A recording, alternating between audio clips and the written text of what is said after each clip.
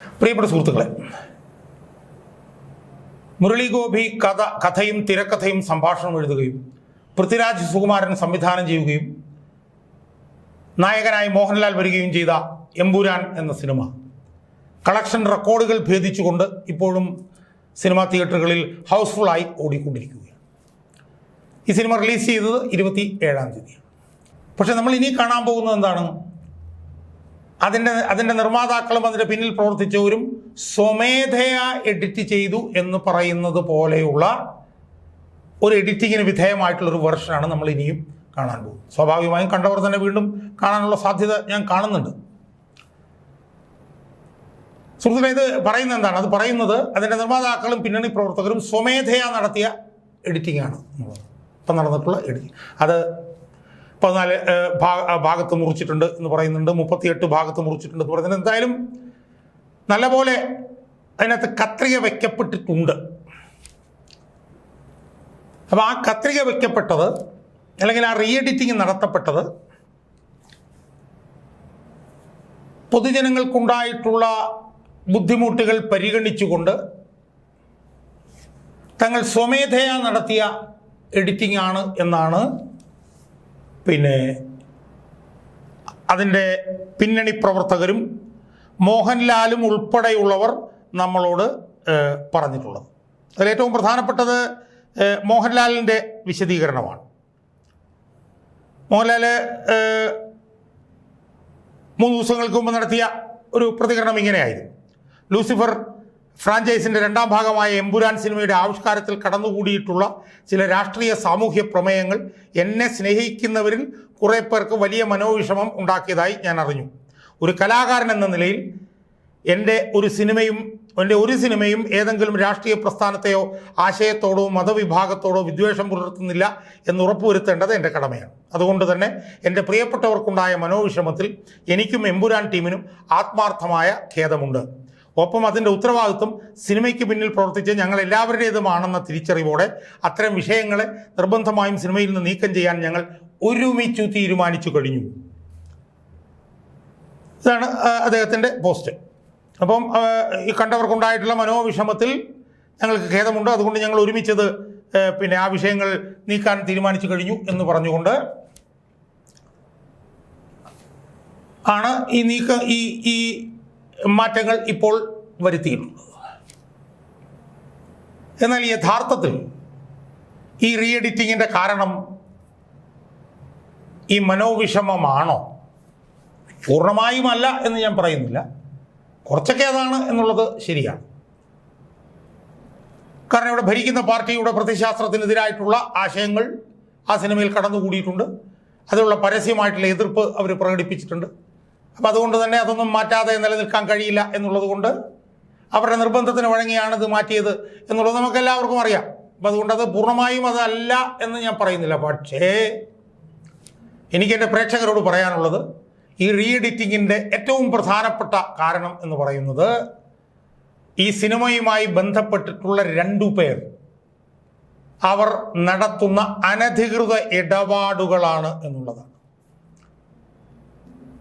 അവർ വ്യാപകമായ തോതിൽ അനധികൃത ഇടപാടുകൾ നടത്തുന്നുണ്ട് എന്നുള്ളത് കൊണ്ട്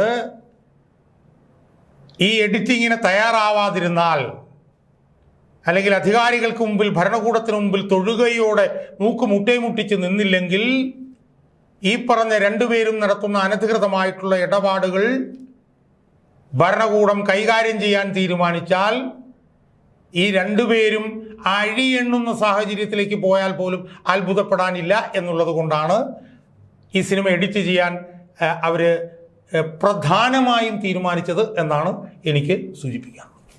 ഇനി അത് 2 പേര് ആരാണ് എന്ന് ഞാൻ പറയാം.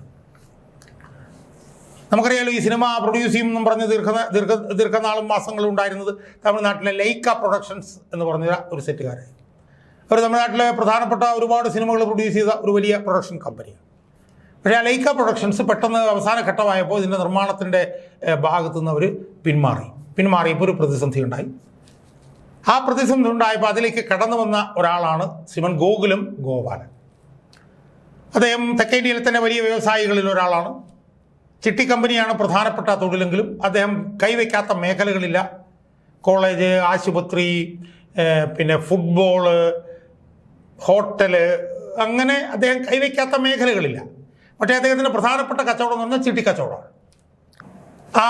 ആ കച്ചവടക്കാരനായിട്ട് എന്ന് മാത്രമല്ല അദ്ദേഹം ഒരു വലിയ സിനിമാ നിർമ്മാതാവും കൂടിയാണ്. ഗോകുലം മൂവീസ് എന്ന് പറഞ്ഞൊരു സിനിമാ നിർമ്മാണ കമ്പനി അയാൾക്കുണ്ട്. സിനിമാ നിർമ്മാണ വിതരണ കമ്പനിയുണ്ട്. 10-20 സിനിമകൾ അദ്ദേഹം നിർമ്മിച്ചിട്ടുണ്ട്.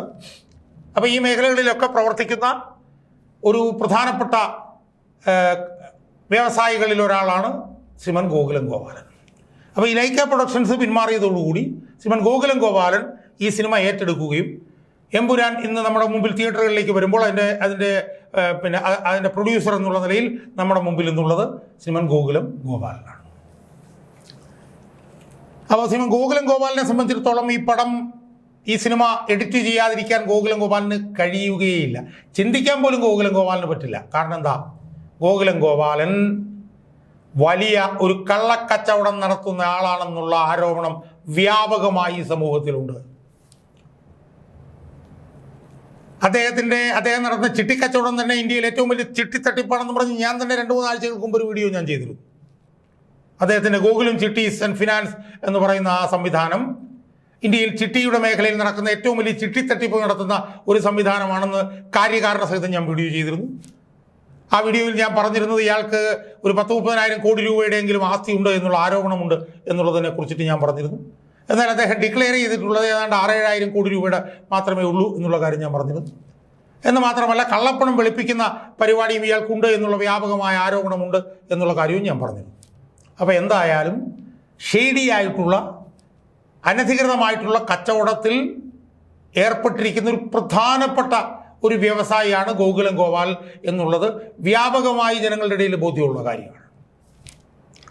അതുകൊണ്ട് തന്നെ ഈ സിനിമ ഭരണകൂടം പറയുന്നതിനനുസരിച്ചുള്ള എഡിറ്റിങ് അതിനകത്ത് വരുത്തിയില്ലെങ്കിൽ, ഭരണകൂടം പറയുന്നിടത്തൊക്കെ കത്രിക വെച്ചില്ലെങ്കിൽ ഗോകുലം ഗോപാലിൻ്റെ സ്ഥിതി പരുങ്ങലാകുമെന്നും ഒരുപക്ഷെ അഴിയെണ്ണിയെ പോലും അത്ഭുതമില്ല എന്നും ഗോകുലം ഗോപാലിന് ബോധ്യമാവുമല്ലോ. PD, ഇൻകം ടാക്സ് എന്നൊക്കെ പറഞ്ഞ സംവിധാനങ്ങളൊക്കെ ഉള്ളതാണ് ഭരണകൂടത്തിനെതിരായി മപ്പടിച്ച് നിന്നാൽ ഉണ്ടാകുന്ന അവസ്ഥ എന്താണ് എന്നുള്ളത് ഗോകുലം ഗോപാലിന് നല്ലപോലെ അറിയാം. അപ്പോൾ അതുകൊണ്ട് തന്നെ ഈ എഡിറ്റിങ്ങിൻ്റെ ഒരു പ്രധാനപ്പെട്ട കാരണം എന്ന് പറയുന്നത് തൻ്റെ കള്ളക്കച്ചവടത്തിന്മേൽ കേന്ദ്ര ഭരണകൂടം കൈവെക്കുമോ എന്നുള്ള ഗോകുലം ഗോപാലൻ്റെ ഭയപ്പാടാണ് എന്നാണ് ആദ്യമായി എനിക്ക് എൻ്റെ പ്രേക്ഷകരോട് സൂചിപ്പിക്കാനുള്ളത്. രണ്ടാമത്തെ പ്രധാനപ്പെട്ട പ്രശ്നം എന്താ? രണ്ടാമത്തെ പ്രധാനപ്പെട്ട പ്രശ്നം ഈ സിനിമയിൽ സൂപ്പർ സ്റ്റാറായിട്ട് അഭിനയിച്ചിട്ടുള്ള മോഹൻലാലും ഒരു നടൻ ഉള്ളതിലുപരി ഒരുപാട് കള്ളക്കച്ചവടം നടത്തുന്ന ആളാണെന്നുള്ള ആരോപണം സമൂഹത്തിലുണ്ട്. ഞാൻ തന്നെ 1-2 പ്രാവശ്യം കാര്യകാരണസഹിതം അതിനെക്കുറിച്ച് പറഞ്ഞിട്ടുണ്ട്.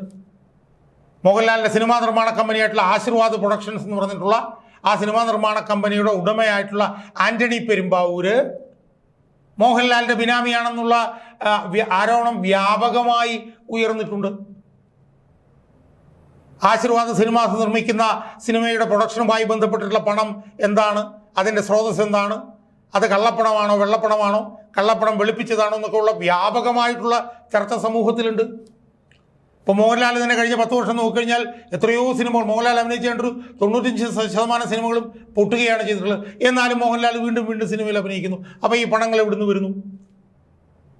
ആ സിനിമകളെല്ലാം നിർമ്മിക്കുന്ന ആശീർവാദ് പ്രൊഡക്ഷൻസാണ്. ആശീർവാദ് പ്രൊഡക്ഷൻസിന് ഈ പണം എവിടുന്ന് കിട്ടുന്നു? അത് വെള്ളപ്പണമാണോ കള്ളപ്പണമാണോ എന്നൊക്കെ ഉള്ള ചർച്ചകൾ വ്യാപകമായി സമൂഹത്തിൽ നിൽക്കുന്നുണ്ട്. അപ്പോൾ മോഹൻലാലിൻ്റെ കച്ചവടം സംബന്ധിച്ചും മോഹൻലാലിൻ്റെ സഹചാരിയായിട്ടുള്ള ആൻ്റണി പെരുമ്പാവൂരിൻ്റെ കച്ചവടം സംബന്ധിച്ചും ഒക്കെ തന്നെ വലിയ തോതിലുള്ള ചർച്ചകൾ സമൂഹത്തിൽ ഉയർന്നിട്ടുണ്ട്. മോഹൻലാലിനും അനധികൃതമായിട്ടുള്ള ഇടപാടുകളുണ്ട് എന്നുള്ള തരത്തിലുള്ള ചർച്ചകൾ ഉയർന്നിട്ടുണ്ട്. അതുകൊണ്ട് തന്നെ ഭരണകൂടം പറയുന്നിടത്തൊക്കെ ഈ സിനിമയിൽ കത്രിക വെച്ചില്ലെങ്കിൽ, തനിക്കെതിരെ അല്ലെങ്കിൽ ആൻ്റണി പെരുമ്പാവൂരിനെതിരെ എന്തെങ്കിലും നീക്കം വന്നാൽ അത് തങ്ങൾക്ക് അപകടമാണ് എന്ന് ചിന്തിക്കാനുള്ള സാമാന്യ ബുദ്ധി, കോമൺ സെൻസ് മോഹൻലാലിൻ്റെ തലയ്ക്കകത്തുണ്ട് എന്നുള്ളത് കൊണ്ടുകൂടിയാണ് മോഹൻലാലും ഈ എഡിറ്റിങ്ങിന് സ്വമേധയാ എന്ന് പറഞ്ഞുകൊണ്ട് അനുവദിച്ചത് എന്നാണ് എനിക്ക് സൂചിപ്പിക്കാനുള്ളത്. അതുകൊണ്ട് ഇതിൻ്റെ പിന്നണി പ്രവർത്തകരും മോഹൻലാലും ഒക്കെ പറയുന്നത് പോലെ എൻ്റെ പ്രേക്ഷകർക്ക് ബുദ്ധിമുട്ടുണ്ടായതുകൊണ്ടാണ് ഞാൻ എഡിറ്റിംഗ് നടത്തുന്നതെന്നൊക്കെ പറയുന്നത് ശുദ്ധ അസംബന്ധമാണ്. ഭരണകൂടം പറയുന്നിടത്തൊക്കെ കത്രിക വയ്ക്കാൻ മോഹൻലാലും ഗോകുലം ഗോപാലും കൂടെ ചേർന്ന് തീരുമാനിച്ചത് തങ്ങൾ നടത്തുന്ന കള്ളക്കച്ചവടത്തിനുമേൽ, തങ്ങൾ നടത്തുന്ന അനധികൃത ഇടപാടിനുമേൽ കേന്ദ്ര ഗവൺമെൻറ് കൈവെക്കുമോ എന്നുള്ള ഭയം ഒന്നുകൊണ്ട് മാത്രമാണ് എന്നുള്ളതാണ് വസ്തുത. അപ്പോൾ ഈ എഡിറ്റിങ്ങിൻ്റെ പ്രധാനപ്പെട്ട കാരണം ഈ ആശങ്കകളാണ്. മോഹൻലാലിനും ഗോകുലം ഗോപാലിനും ഉണ്ടായിട്ടുള്ള ഈ ആശങ്കകളാണ് എന്ന് എൻ്റെ പ്രേക്ഷകരോട് പറയാൻ വേണ്ടിയിട്ടാണ് ഞാൻ ഈ വീഡിയോയിലൂടെ ശ്രമിച്ചിട്ടുള്ളത്.